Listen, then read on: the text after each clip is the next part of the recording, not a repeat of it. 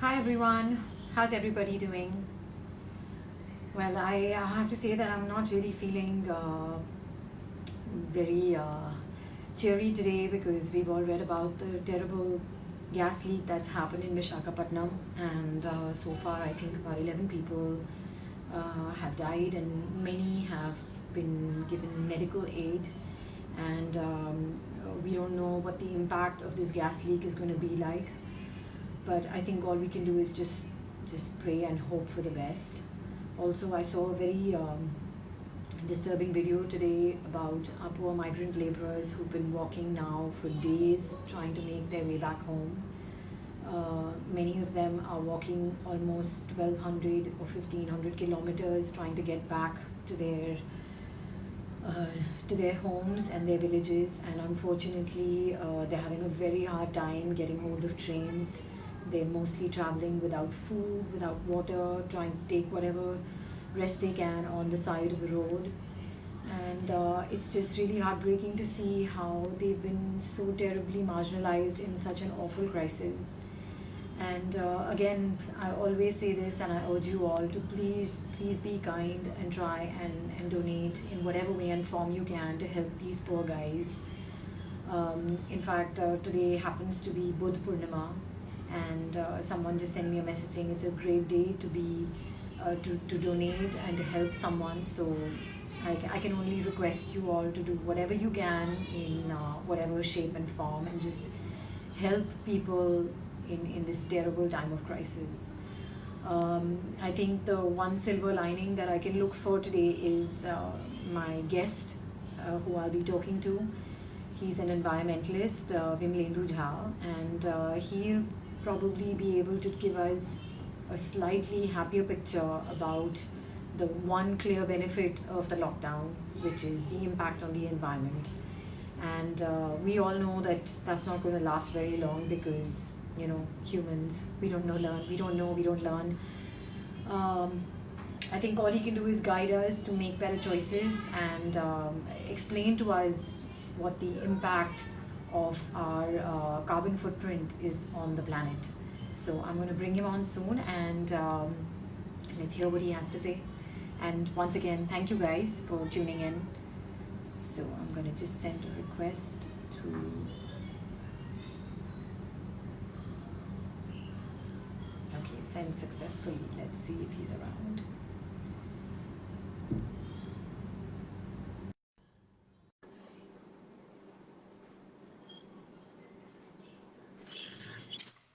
Hi, Vimlendu. Hi, Shruti, how are you? Firstly, thank you so much for accepting my invitation to chat with me. And I think before you came on, I was just talking to the audience and telling them that feeling a little sad today, hearing about the terrible gas tragedy that's just happened in Vizag, and just reading about what's happening and how people are succumbing to the ill effects of the gas leak. So I was really hoping for us to start the conversation on a more positive note, but really unfortunate that one has to wake up to such dreadful news every morning. So I'm sorry if I'm a little sad. I'm not generally like this, but I'm just really upset reading about all the things that are happening. I'm really looking at you to give us, some sort of silver lining, something to hold on to, so that we can actually look forward to life post the lockdown. So straight to give me a basic idea about what good has happened. All the horrible things that have happened because of coronavirus, and we read about it every single day. What's the one good thing that has happened in the environment since we've all gone under lockdown? Okay, so thanks, Shruti, for getting me on this call. I think one thing that we have in abundance these days is time. Time with ourselves and time with nature. And I think a lot of our conversation today is going to be about that. I will talk about Vizag because it's actually connected to the conversation that we are having today at some point, the sad tragedy. It's a reminder of sort on many fronts in that sense. But I think coming back to the most critical thing, the conversation that you have posed right now, that I think nature has taken a beautiful break from us. Nature has got a break. Like we have actually provided that break, or it's actually been forced. So it's almost been, yeah. So it snatched that break from us, and we're actually seeing the impact very, very clearly globally from different parts of our world. We're actually seeing stories of birds, of animals, of canals, of rivers, of our sky, all of that fixing itself on its own. And it's not done by people like us who work on issues of environment, or by the government who is supposed to be the custodian of our environment, or by the UN bodies and other bodies. Basically, nature has, in a way, warned us. I would say this, that it's actually warned us that if you really do not pull back, we will teach you a lesson and we can fix things ourselves. The imbalance. So Yeah, yeah. So absolutely, and in the same context, if you look at, there's a lot of conversation that we all are having to flatten the COVID curve or the virus curve globally. I think it's a reminder for us to also flatten the ecological footprint curve. Because in all of this, as I was reading something very interesting, that as much as we are counting the number of dead due to COVID, and because it's a contagious disease and it's a pandemic in that sense, but what has happened over decades is that we've stopped counting the number of dead because of environmental impact. In India, there have been several stories or studies by professional groups, even the doctors and scientists, that over 1.5 million people, that is almost 15 lakh people, die in India every year because of air pollution. There are almost 5 lakh people die every year in our country because of water issues in that sense. And so if you compare that, I'm not saying that COVID is not bad. COVID is bad. It needs to be dealt with. We need to have that urgent public health solution to this. But at the same time, we need to talk about two things: that issues of public health is not just virus related or COVID related. So we need to really broaden this entire conversation of public health and well-being. And two is that environment kills, but it kills slowly. The thing is that, when you cut down a tree, yeah, we don't see the immediate impact of that. correct. But over time, as you live in Bombay, I live in Delhi, and we've seen how our air quality almost 100 days in a year is around 300, around 250, sometimes around 999. Yeah. So, and we have actually normalized those numbers. That data is just a data. That number is just a data. We are supposed to be very, very resilient, immune to pollution citizenry or the populace in that sense. But that should stop. And I think COVID, in many, many ways, as you started your conversation, hope we learn a lesson from something like this. Hope we understand that this can be a mirage. This can be short-lived. This can be something that we actually say, oh, well, yeah, it was really bad, but, life has to move on. But life does not need to move on in a bad way. Life doesn't need to move on with a black river and an asthmatic child and dead birds around us.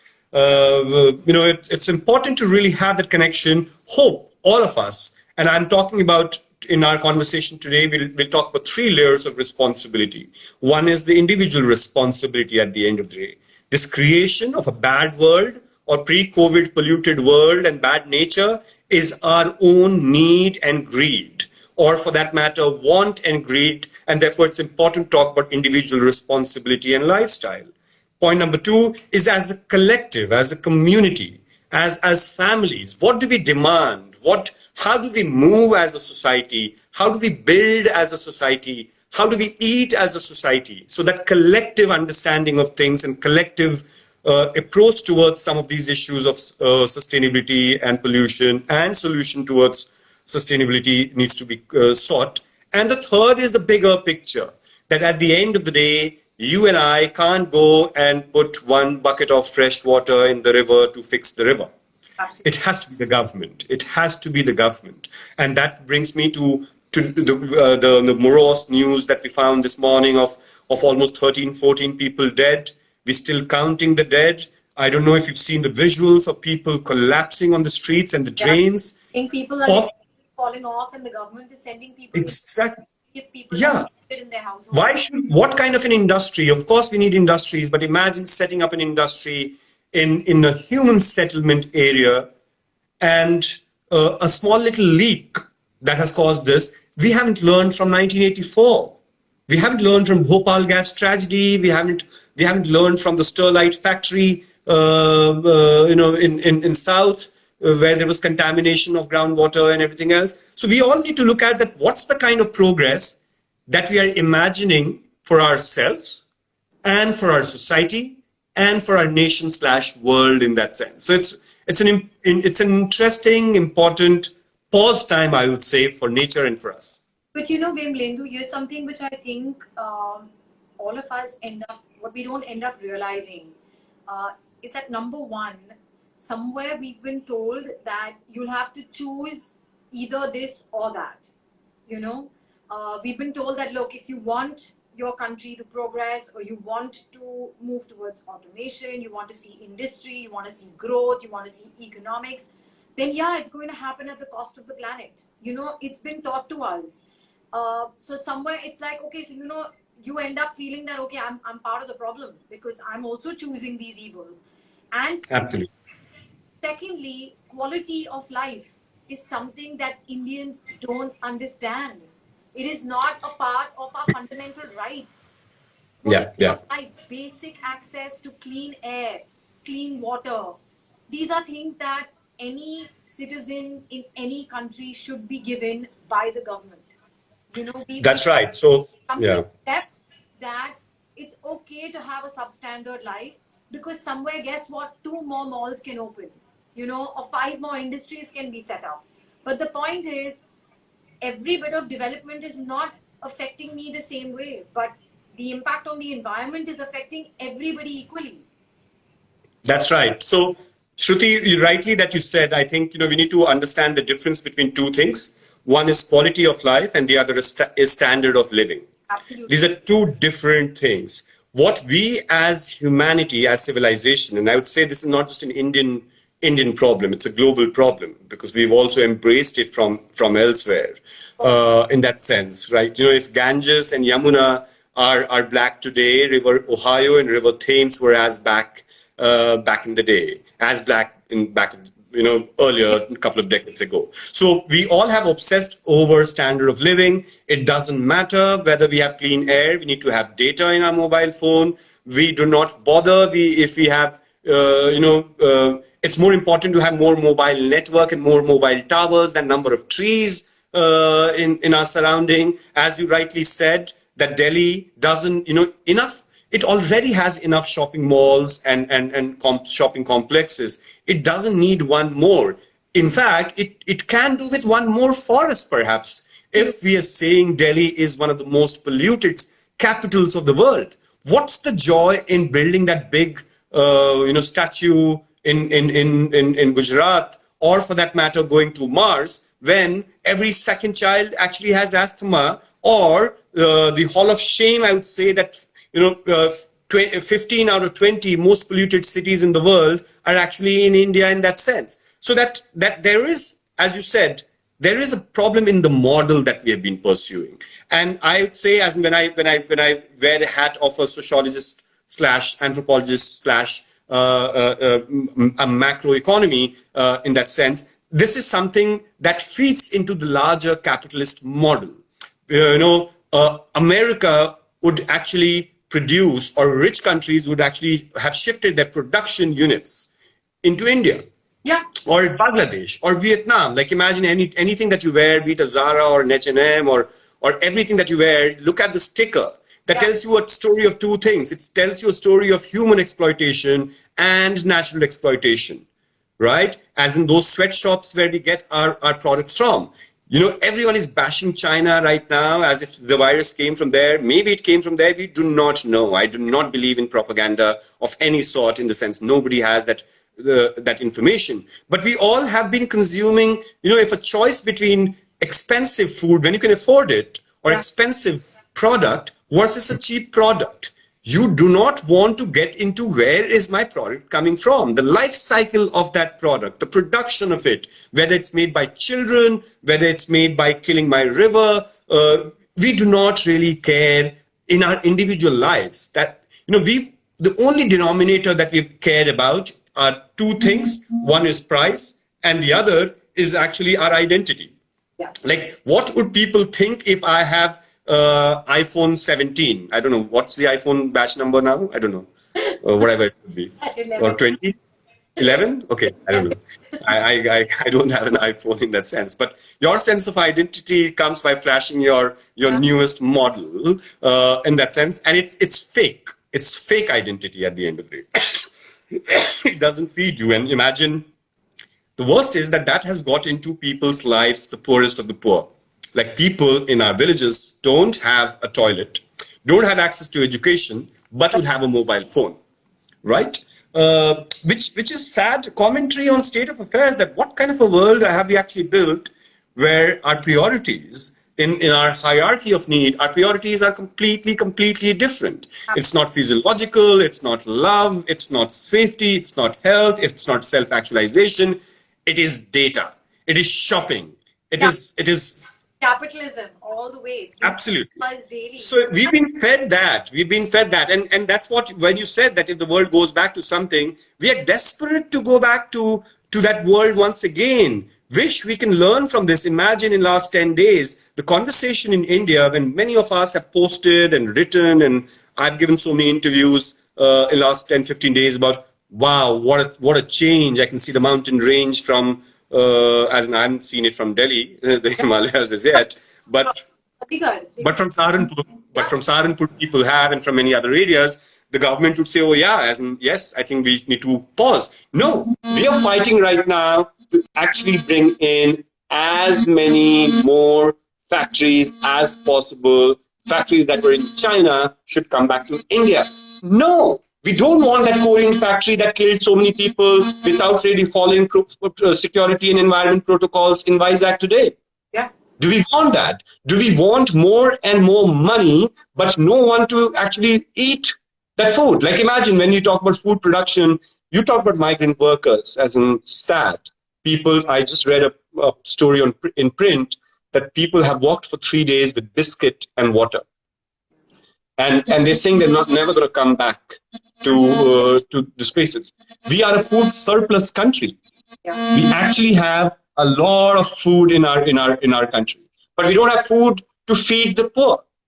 Our food godowns are overflowing. They're rotting on the highway if you go everywhere. So we need to really take 5 steps back and reflect. Of course, we'll be caught back in that there will be a big sale, flat sale on Flipkart or Amazon. Here's my question to you, Vimlendu, is that I can't hear you. Just 1 second.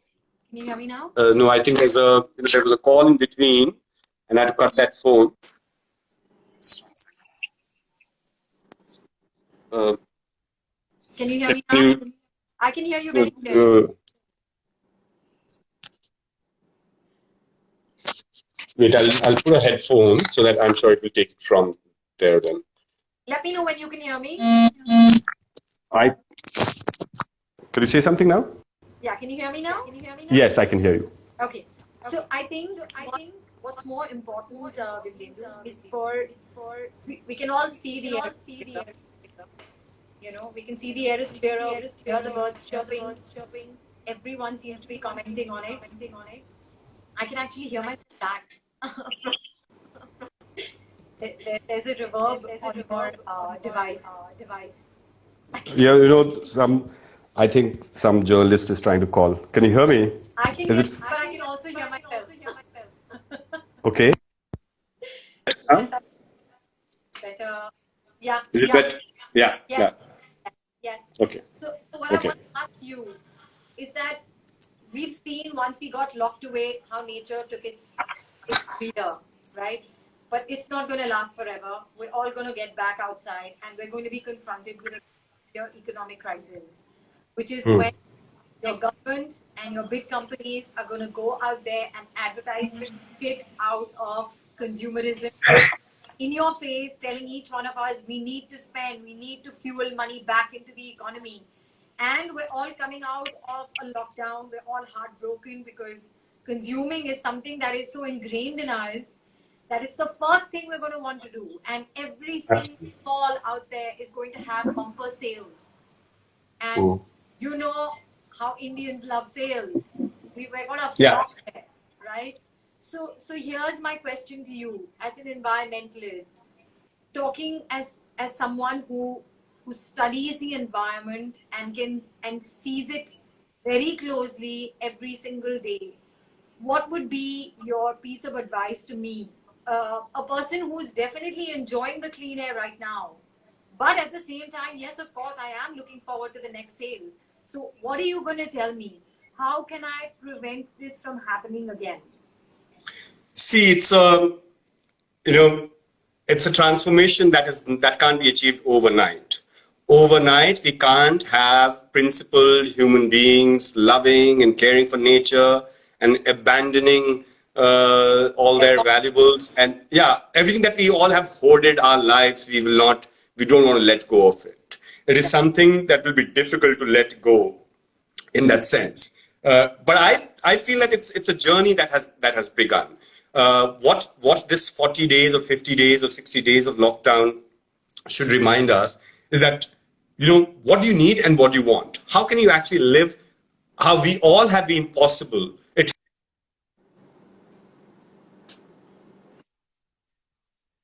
consuming so much with bare necessities, with everything in that sense. So you know I'm not a soothsayer. I do not know what it's going to be on the other side. I do not know if very drastically rich people are going to let go of their cars and their homes and their valuables. But I think it's going to be a good beginning where people will have to start prioritizing their lifestyle choices. One is lifestyle choice that is around us. It's basically about, yes, imagine if we were all forced to stay home last 40 days. It wasn't something that we chose to do. It was forced upon us by the government or by the pandemic, by the virus. So the Yeah. lockdown is decided by the virus, not by anyone else. So the true power is with that with COVID-19 in that sense. And if we really do not want this to repeat again in future, or if we want better life around us, cleaner air, we will have to connect the dots and understand that a good life is not a rich life, or a rich life is not it's about how much you possess. A rich life is about the quality of air, quality of water, quality of nature, quality of birds. It's about coexistence. This entire burden that we have laid onto our nature, it's the ache of our nature, ache of our mother earth, that's actually creating this trouble that we see around us.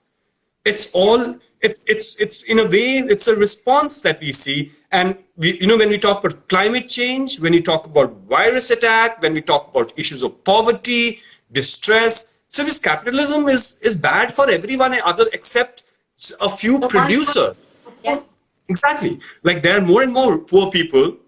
Poor people are the ones who are manufacturing our goods. Our environment gets compromised because of this high level of production and export and everything else.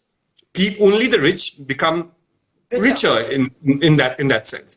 And I am only interested right now, and for a long time, what I've been talking about is link between environment and health. It is not my romantic idea to stare at a blue river. I am not, listening to Iqbal Bano and counting birds in my balcony.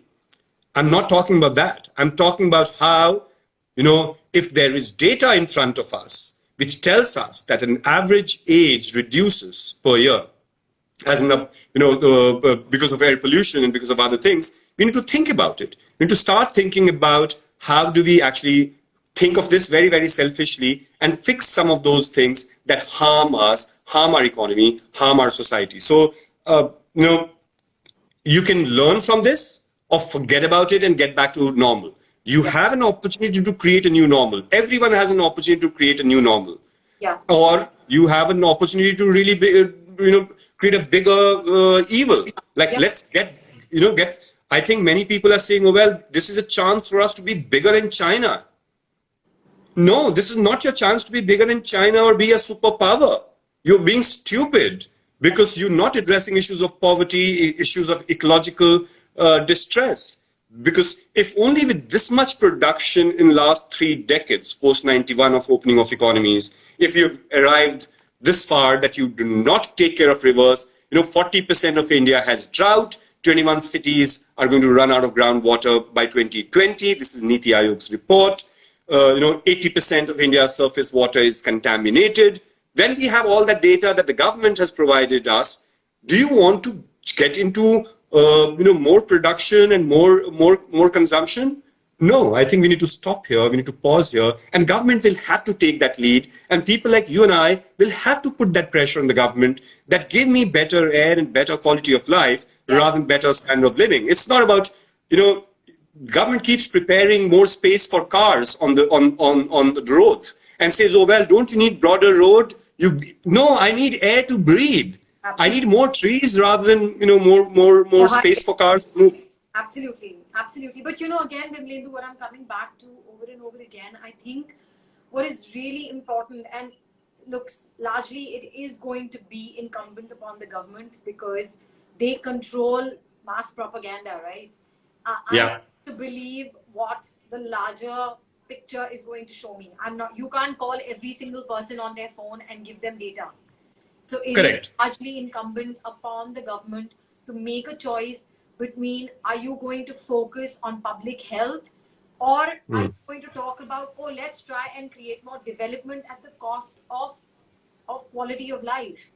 You cannot feed people fuel. And there's things out there saying that one fine day when everything runs out, you're going to realize you can't breathe and eat money. You're going to need air, you're going to need food, so you have to preserve nature. And I think the one lesson which we've all learned right now is that nature can be very cruel when it needs to. When it needs to preserve itself, you're just one other species. It doesn't owe humanity. Like it has not owed anything to the dinosaurs and all the other species that have gone extinct. It has still and it will. Which I think needs to be constantly reiterated and hammered into our psyche, is that if we don't look after our planet, it will render us extinct. And there's no other way. And there's no big company and no national highway can save us. Yeah. And as rightly you said, that we've forgotten to understand the link between a species and its survival on a larger ecosystem. Like we might think, oh, well, then good that we don't have frogs. But frogs are important. Frogs kill mosquitoes in that sense. I'm just giving a very, very commonsensical example in that sense. In the larger ecosystem, when we look at why do we have so many virus attacks, why do we have certain phenomena everywhere, it is all linked to our human behavior, where we do not connect the fact that if vultures have disappeared from our cities, if sparrows are no more in our urban areas, if we actually find several species missing, it's not a good sign. It's a sign of ecological imbalance. And that will have an impact on our health, on our planet's health, on many of those things as well. So I think, there are solutions. I think one is, of course, it's for the government to really think about it, but we all know how our governments functions. Our governments are the biggest culprit, I would say. The biggest violator of environment is the government. They are the ones who actually run these factories or give permission for these factories or many of these things in that sense. But in our own individual life, one realization that I've had, and something that we've been working on for a long time, this entire thing of celebrating something which is local. Your produce, which is local. Your food that is local. What do we actually, buy? Where do we buy from? Can we all start growing food to begin with? I'm not saying, therefore, keep the farmers jobless in that sense. That's a different thing, as we're not talking about growing. Nobody can grow rice and paddy and everything else in that sense. I'm only talking about our entire connect with nature. One of the reasons why we do not understand the plight of a migrant worker is because we do not understand that why did that migrant worker in the first place choose to come from West Bengal, Bihar, Orissa, and live in a small shanty, like an 8 by 8 room, 20 Yeah. people. Why? Because Yeah. there's no occupation there. Because we have actually collapsed the economy and we've actually centralized the entire economy in cities around industries. So there's no agriculture. You know, Yeah. we do not know. We know the price of chips packet, but we don't know what's the price of potatoes Yeah. at all. In fact, in schools, and that's some bit of work that we plan to do, and we already do, is to tell people, where do you get your food from? Yes. Like गोभी जमीन के ऊपर होता है कि जमीन के अंदर होता है, आलू जो है, आलू का पेड़ होता है या पौधा होता है या रूट होता है. People don't know this. Yes. And we take pride in this, that it's not cool to know Yeah. how do you grow your food. We Yeah. have to go back to basics, some basic things that if we know firecrackers are bad, for 20 years we've known this stupidity of us Indians and everyone else, that imagine when there was a lockdown and there was a celebration which was announced by the emperor, Yes. they blasted firecrackers, Yes. right? Yes. And for years together. And similarly, we know plastic is bad, but we all use plastic. We know our electricity comes from coal thermal power plants, but till the time that we have the ability to pay electricity bill, we think it's okay. It's not the ability to pay the electricity bill. It's the larger connection that we are talking about overall. It's not about just because you can buy poison, that doesn't mean you have to consume it. Absolutely. It's not your affordability. Yes. But that's the problem, right? That we've equated life with purchasing power. So Absolutely. so here's the main conundrum, which is something everyone discusses. It doesn't matter how big your car is. You're stuck in a bloody traffic jam like the rest of us. So Yeah, your absolutely. of life is terrible, even though you're And stuck. I keep telling people that, every time you blame the traffic jam, you are the traffic. Absolutely. So don't blame the jam. You are the jam. As in, I'm the jam. I'm also in 100 car. I'm the car.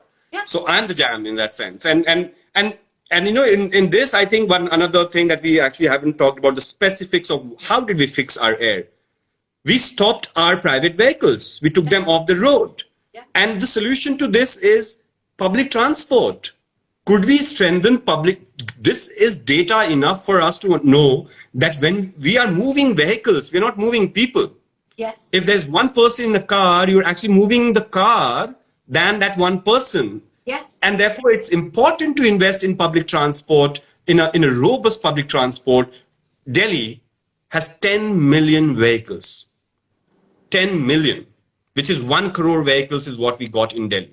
And that's more than, Chennai, Mumbai, Yeah, because Kolkata combined. Delhi has 5 cars in one house. Absolutely, right? And therefore, your aspiration is not linked to your goodness or your rate of success, or your aspiration is linked to how much you own, and not by the kind of human being that you are.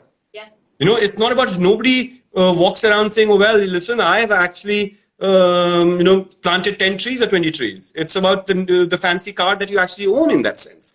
So somewhere, this, again, some bit of data that has actually come to us during COVID, environmental data, clearly is a good way, a good stimulus, a good reason for the government to really start working on some of those things. That can we work on strengthen public transport rather than asking people, motivating people to not buy cars. As we should stop buying Yes. these cars. Similarly, construction and demolition that we're talking about. That if we have enough data in the world right now telling us that COVID death is bad for in areas where there's air pollution, there is enough data that has come about in that regard. Can we start looking at air pollution as a huge crisis, and rather than spending that 3,000 crores in building that thing that we have built in the center of India, can we build something else? Can we build better hospitals? Can we build better forests? Can we actually build better state pollution control boards?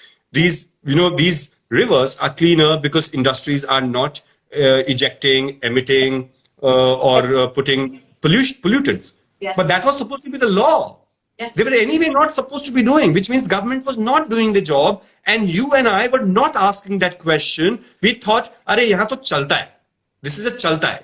But I think that is the most important learning of this time, is we all need to start demanding a better quality of existence, rather demanding more things, better infrastructure, which is important. There's no denying it. But the point is, I read something very interesting the other day that we all only know the price of things. We don't know the cost of them. We need to know Yeah. the cost. What is the cost of getting this one top that I picked up from Zara? What is the cost of it? Which person had to sit in a sweatshop in a third world country with zero labor laws to make this top for me? That's the cost of the outfit, not Absolutely. not the tag. So I think that's Yeah. the thing which it never even crosses our mind. We don't know the cost of things that we use. Absolutely, And absolutely. In the sense, plastic is, we think plastic is for free. How yes, can plastic be for free when it takes a million and more years to degrade, or it yes, never degrades? It actually chokes that piece of land that it falls on. yes, We don't know, but we all know that who owns plastic in India. Therefore, there was an announcement that plastic will be banned. Plastic is still not banned yes, because the most powerful person in our country is the owner of the plastic industry of our India. The richest man of India owns plastic or and petrochemical industry in that sense. So this is all a web which we need to one understand, deconstruct, choose our battles. I'm not saying that everyone should become a Gandhi and wear a Hawaii chappal and khadi and become an activist. I'm saying we all have to choose our battles in our own individual lives, in our collective lives, in our lifestyle, and then also be an active citizen and ask those important questions. Because at the end of the day, imagine if we all have been paying tax, we all have actually been electing governments or municipal councillors and ward commissioners and everything else. We need to ask for accountability, because this what we have seen today is clearly that someone has not done their job properly, or is actually fooling us, and fooling us at the cost of human life and human well-being. Because asthma, when I'm telling you about every second child having asthma, or 15 lakh people dying every year, that's no joke. There's no joke. And if you tell the government or tell anyone about it, like, okay, theek hai. It can't be theek hai. It has to be fixed. It has to be addressed, because it is actually reducing our lives. So corona could be an instant killer. Pollution is a slow killer. And yes, pollution can be an instant killer also, that we saw in Vizag, where environmental norms and industry norms were violated by cronies. yes, If you do an audit of how many hazardous substance factories in India, which is in human settlements, that will go in thousands. yes. And there are many stories when it's only when you have a big leak is when you know of it. When you have a small leak, when you only get cancer, there's no story. Absolutely. In Sterlite, there are lots of people who actually are, suffering and getting cancer because of that.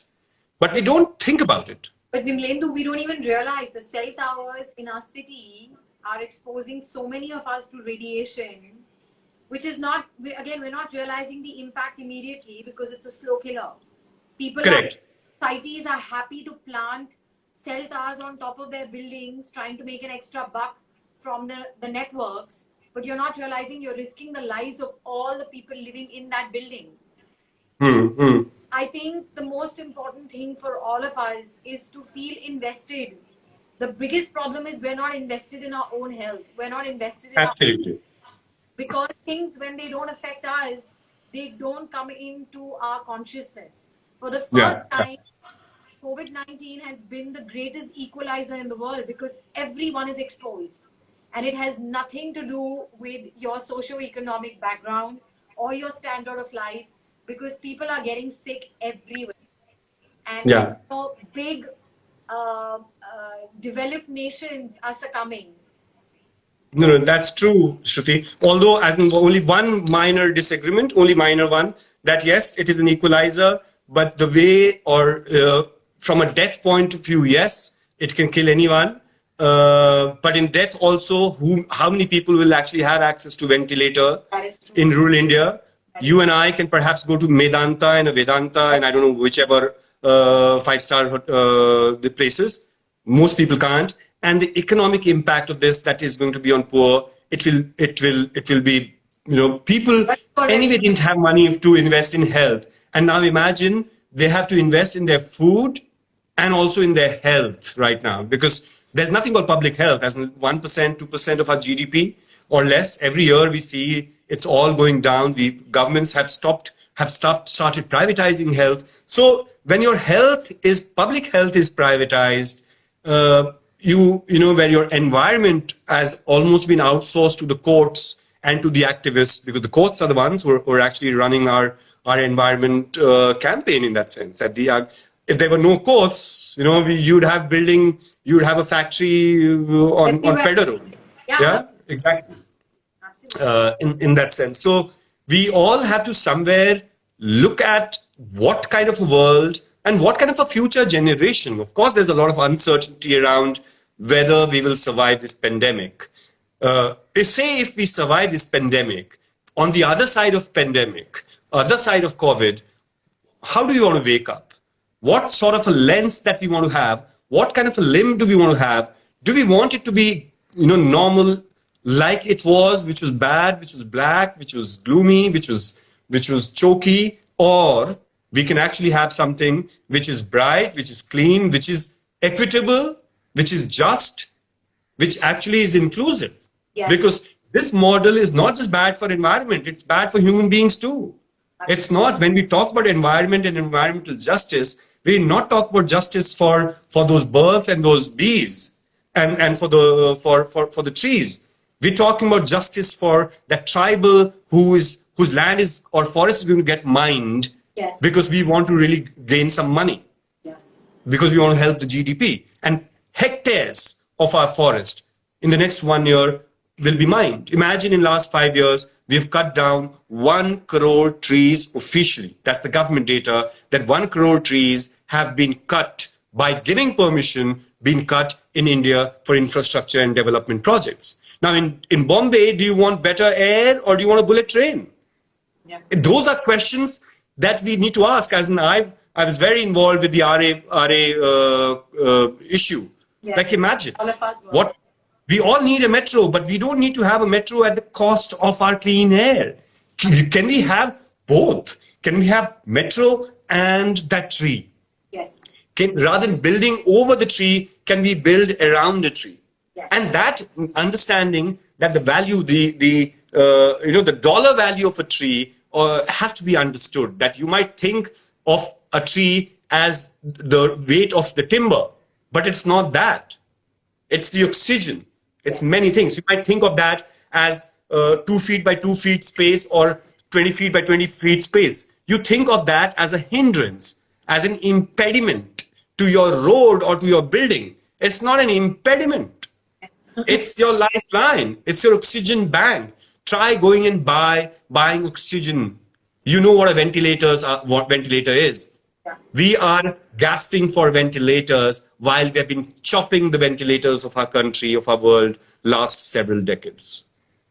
Wow, that's a hard thought, Vimlendu, but I'm glad that you ended the conversation with that. I hope it stays in everyone's psyche, and I really hope, like you said, that I wish each one of us can choose how we want to wake up on the other side of COVID-19, because the choice really lies in how we choose to live and to consume and give more importance to our quality of life vis-a-vis the standard of our living. So I Absolutely. hope this conversation has been enlightening for everyone who's tuned in, but it has been for me. So thank you for indulging, and thank you so Thank you, much. Shruti. Thank you, Vimlendu. Thank you. Thanks a lot. Bye bye.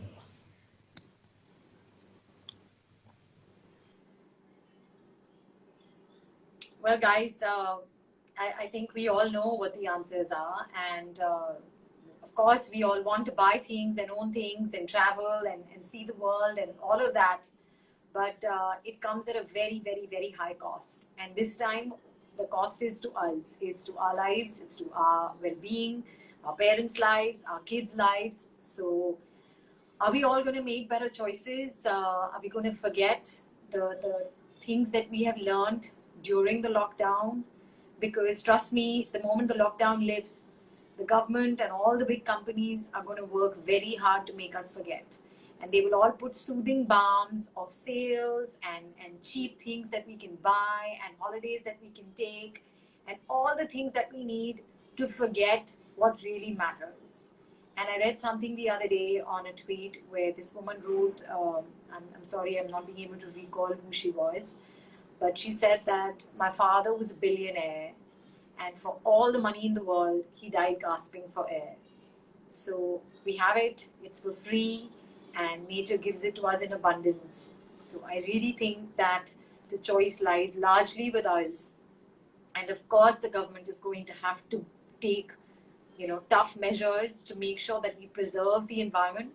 But it's up to us to please keep checking, keep demanding, keep wanting a better quality of life. So, on that note, I wish you all stay safe, keep social distancing. My love to your families, my love to you guys.